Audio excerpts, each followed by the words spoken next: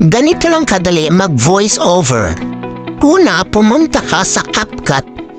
Hanapin mo ang new project. Pindutin mo at pagkatapos mamili ka kung ano ang gusto mong i-edit.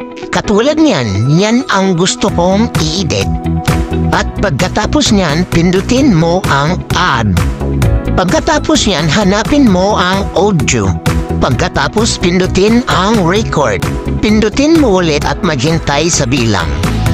Hintayin mo na matapos ang bilang. At mag-umpisa ka na magsalita kung ano ang gusto mong sabihin.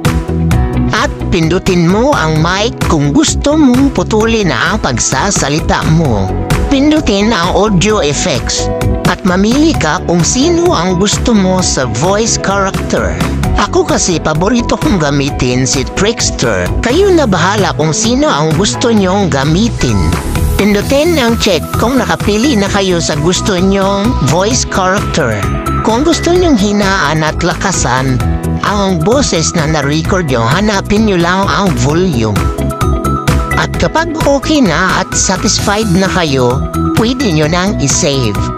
Kung gusto nyo na hindi masali ang watermark ng CapCut, i-delete nyo lang yung nasa dulo. At pindutin ang arrow na nasa taas at pindutin ulit ang arrow na nasa baba at save device.